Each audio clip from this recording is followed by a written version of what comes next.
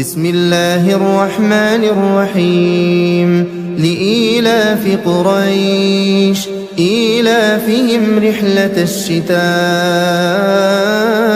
والصيف فليعبدوا رب هذا البيت الذي أطعمهم